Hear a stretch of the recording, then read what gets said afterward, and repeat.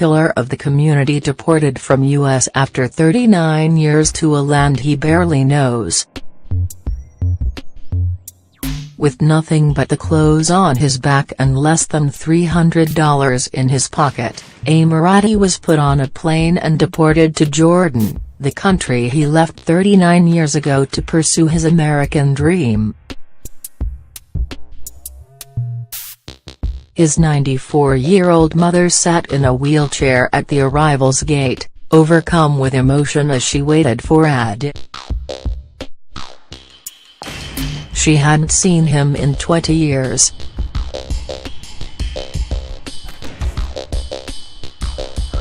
As he walked out, his siblings, nephews and nieces broke out in cheers. But they were soon in tears.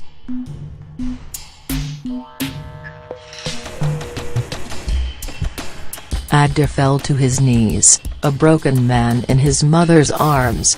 "I have mixed feelings, very mixed feelings. I'm so happy, so glad to be here, my home, to see my mother, my brother, my family, my friends. That makes me proud and happy," Adi told CNN at the airport. "At the same time, I feel so sad of what happened to me.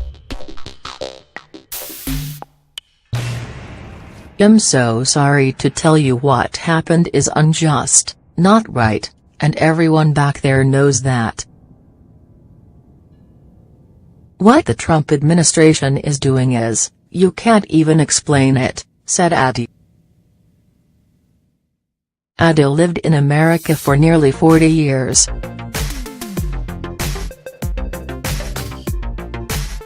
He has a wife who is a U.S. citizen, and 4 daughters who are also U.S. citizens.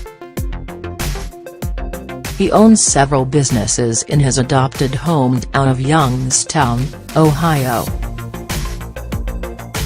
A week ago, he was deported. For more than 20 years, his life has been a legal battle. But with the help of an Ohio congressman, he was able to remain in the U.S.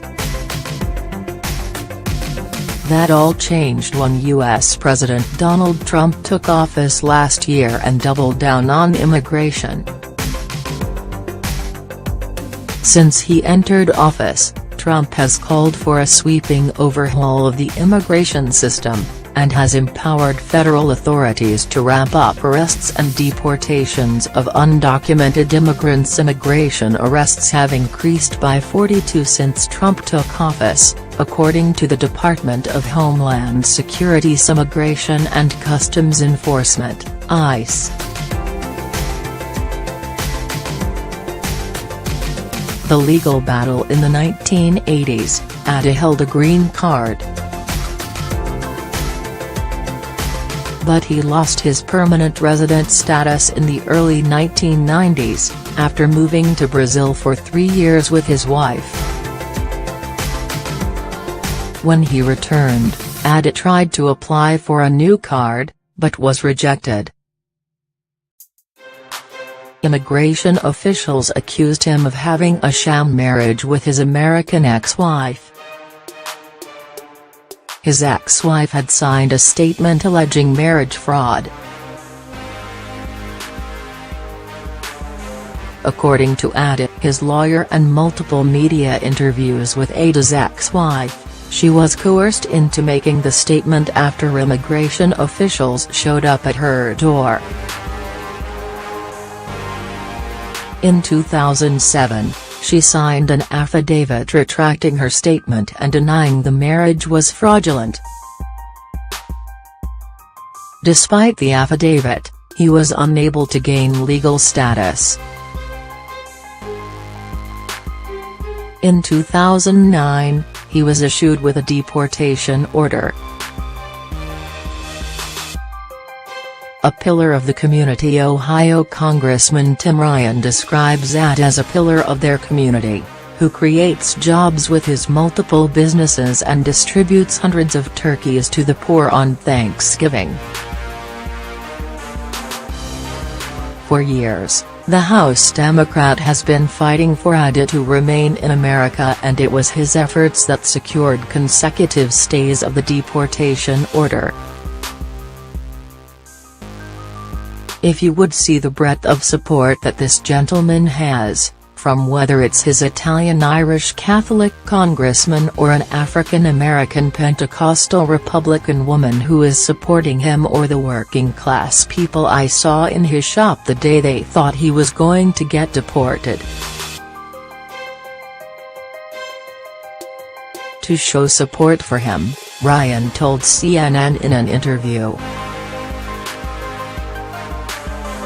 Among Adi's businesses are a bar, a convenience store and a deli. He has a Jewish attorney whose father survived the Holocaust. This person has brought this community together in Youngstown, Ohio, Ryan added. While Adi's deportation order was issued in 2009, ICE did not proceed with the deportation. He was, instead, required to routinely check in with the agency, which he was diligent about, according to his lawyer David Leopold. In 2013, Ryan presented a private bill, legislation specific to a person and not affecting overall policy, to Congress, which would get him a more thorough review of his case. He has presented the bill several times since then. Having the private bill in motion meant Adi was granted a 2-year stay. Under Trump, though, ICE reduced the deportation stay to 6 months, according to Ryan. Last September, an ICE field office put an ankle bracelet with a GPS monitor on Adi. He was then told to make arrangements to leave the U.S., according to his lawyer. In a statement to CNN, ICE said that he would be allowed to return only if the bill is finally passed. While ICE acknowledges Congress' authority to pass legislation providing immigration benefits to non-citizens, alien beneficiaries need not be present in the United States for a private immigration relief bill to be introduced, considered and/or enacted.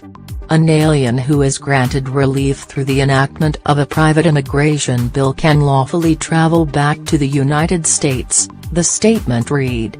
After conducting a comprehensive review of Adi's case, ICE said in the statement that it has chosen not to grant a stay of removal.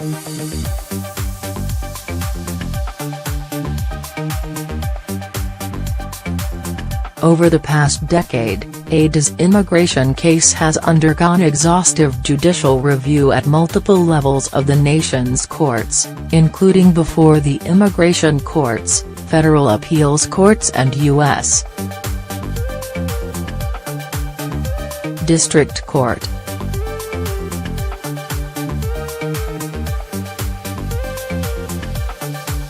In each review, the courts have held that Adi does not have a legal basis to remain in the U.S., ICE said in the statement. Adi's last few months were a roller coaster of emotions, expecting deportation amid the ramped-up crackdown on illegal immigration across the U.S. as part of the Trump administration's stance on the issue. Adi and his second wife Ida, a U.S. citizen, arranged to leave the United States at their own expense in early January. They sold the family home and prepared to say goodbye to everyone. ICE agents were to meet them at the airport and remove his ankle bracelet before he boarded the flight, Adi's attorney told CNN. On January 4, ICE called to say that they cancelled the departure date, that he should not depart as scheduled and that no new date was set. but according to Leopold, Adi was asked instead to report to ICE local headquarters on January 15 for a routine check-in to discuss the case. Adi was escorted by several supporters including Ryan, but he was taken into custody without being given a reason. Adi was not able to see his family before being put on a plane to Amman on January 30. A 40% rise in arrests over the past year. Tens of thousands have been arrested by ICE, according to Human Rights Watch. Many, like Adi, are deeply rooted in their communities and have no criminal convictions. More undocumented immigrants have been arrested under the Trump administration, while deportations have lagged behind the rates of the Obama administration. Last year, ICE's Deputy Director Thomas D. Homan said that under Trump's administration, undocumented immigrants should be afraid, explaining that anyone who has violated the law should be looking over their shoulder. ICE has made clear that while they still prioritize criminals, they also prioritize undocumented immigrants with final deportation orders and do not consider anyone exempt from being arrested or put into deportation proceedings. I don't think there is any question that this is the new normal. To watch these families get ripped apart is the most heartbreaking thing any American citizen could ever see. Because you are for these families, it doesn't mean you are not for a secure border, said Ryan.